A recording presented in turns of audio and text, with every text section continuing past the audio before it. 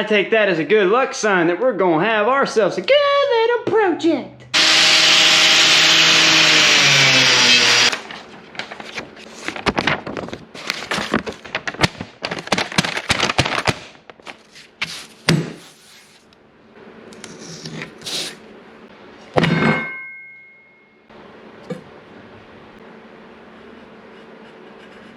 If I could just quit moving the dang template. Oh, I should have taped it down. Ooh, what's that?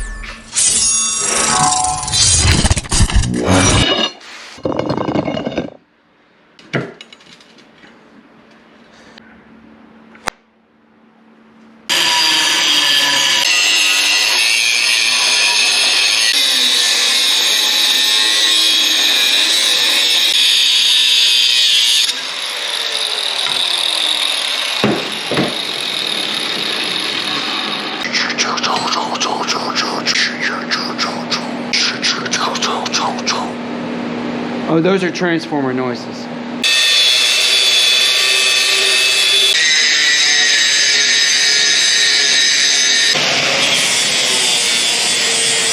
And this is mild steel. Again, we are practicing. Look at that. I was making my first knife. Oh, and guess what? Eric's making one too. Who is Eric, you say? Well, he's right there. Say hi, Eric. Yeah, we're making knives together. We're challenging ourselves to do something out of the comfort zone for practice. Yeah, so I saw somebody on the old internet make a very simple jig. Got you a little spacer piece. Oh, you can't see that? Let's get you down close. So this is what we're doing. We take our little sticky wicky. That's the same thickness as that guy. So you take it down, put that here, then you put your knife resting on that piece of wood. All right, so sit it flat down right there. You're gonna clamp it. Make sure that it does not rock right now. But when you remove this, ooh, shout it. It does rock, but make sure that when you rock it, it's not gonna touch the tip of that guy, because you need it to be. You're a tough guy, like it really rough guy, just can't get enough guy. Almost forgot, I need to have a center line. So what I do is I use my digital calipers, and I get it, and then I divide that, whatever I've gotten, in half. And then I take it, and give myself a little scribe line. Can y'all see that? All right. To the point of no return. Wish me luck.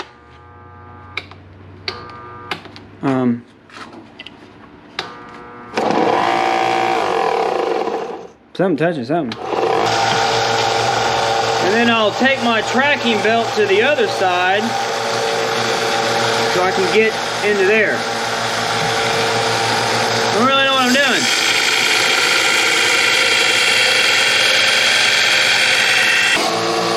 So you just put it flat on the table and just give it a little rocky poo.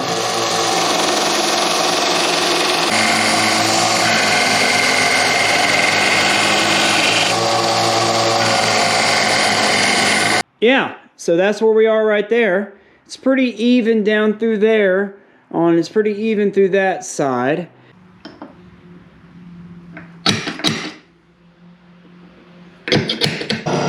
And it's best just to use light arm weight when going through these things. You want to let the drill do the work, not your hands and your arms. I think I'm just going to use like some 220.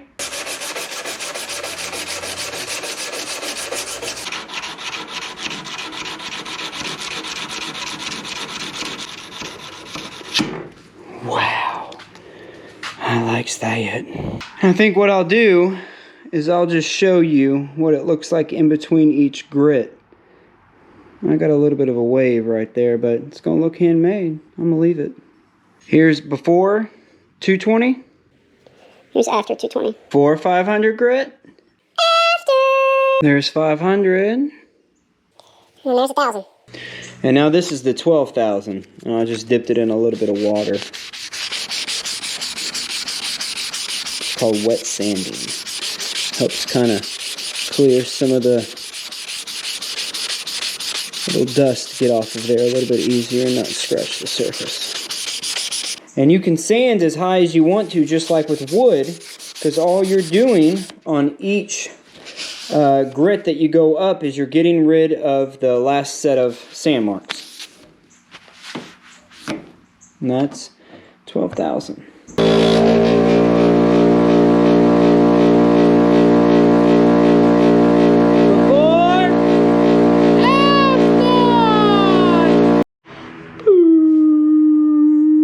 And I just buy the cheap stuff from Harbor Freight, so I mean, don't be afraid to go through it.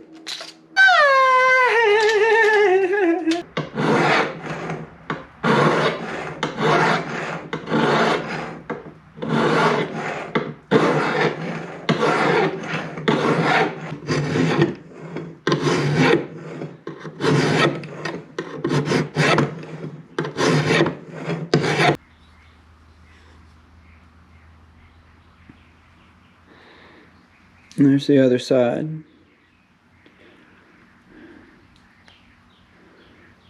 Yeah.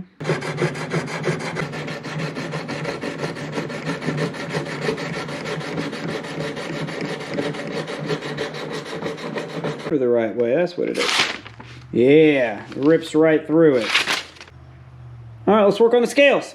And I decided, since I'm out of 5-minute epoxy, we just gonna go with super glue.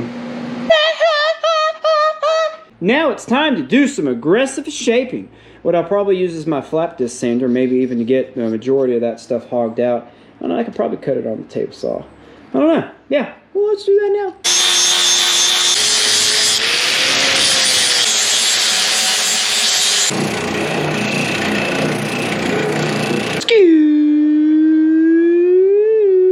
Yeah. Now I'll just do some sanding to get that to be smooth, and we're about done. Take one of your 1-inch belts, cut in half, and I'm finding I'm having a hard time getting in these radius, so I think I'm gonna split this down the middle.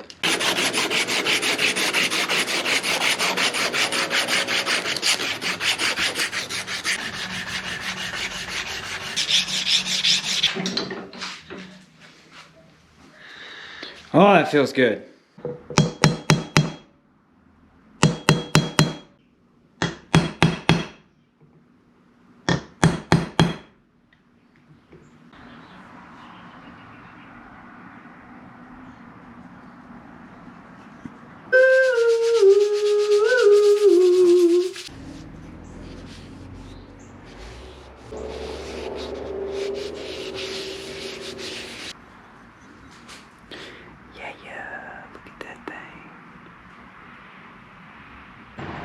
What do you guys think?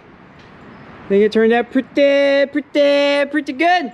I'm gonna send this thing over to Eric. He's got a YouTube channel. I'm gonna put his stuff either up there or down there somewhere. I contacted him. I said, hey man, you wanna make some knives for each other? Send them to each other? Maybe do a little collaboration or whatever you wanna call it. So he said yes, and here we are. I made my first knife. I'm extremely happy I did. I learned a lot. It's another thing that I can put underneath my belt saying that, hey, I've attempted it and I gave it my best. Remember, you're never too old to dream, like Nick Shoulder says. Woo! Woo! Heck, why am I singing it when I can get him to sing it? Ladies and gentlemen, Nick Shoulders.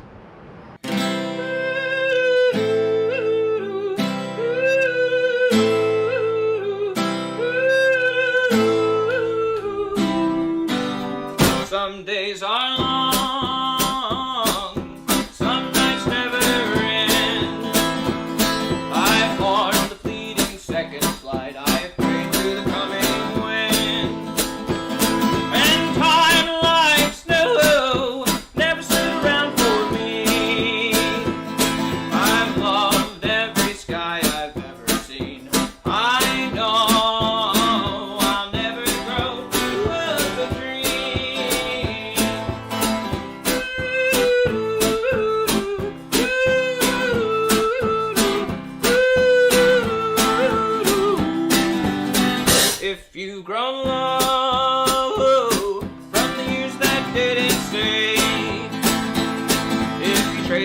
shadows passing if you fear each breaking day.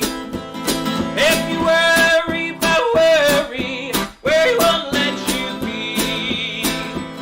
If the devil calls, I hope that you can see somehow to never grow old to dream.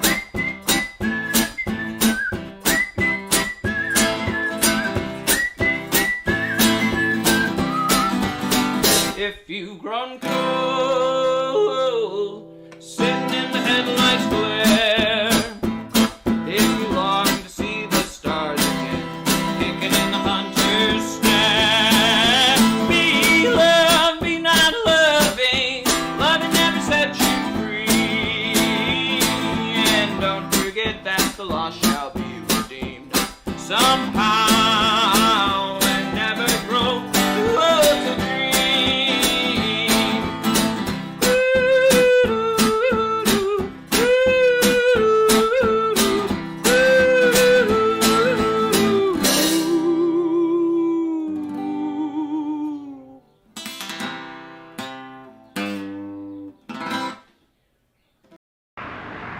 And Alex, sweetheart, happy 10-year wedding anniversary.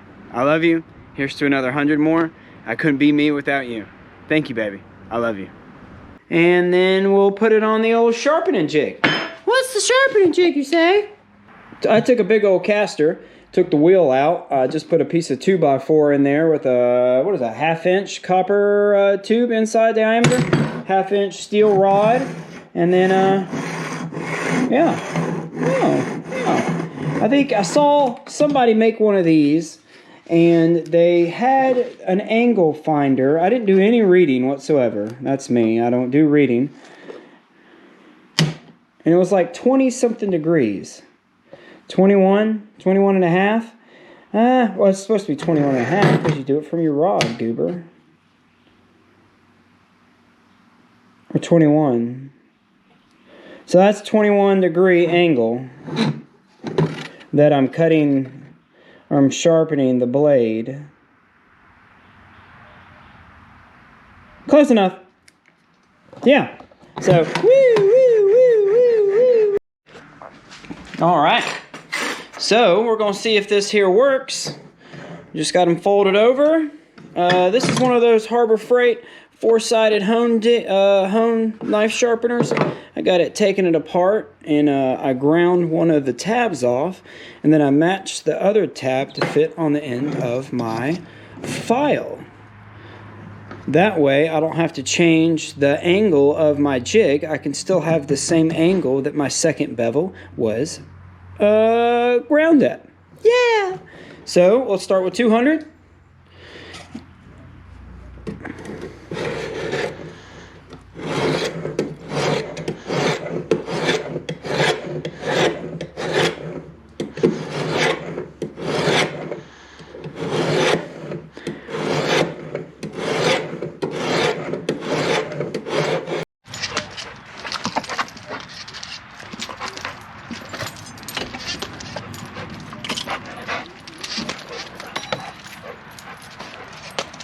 Put them right here.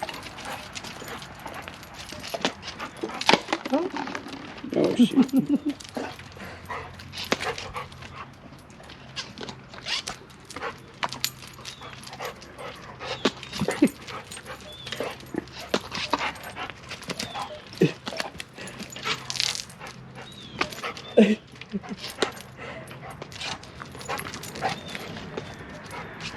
I'm running out.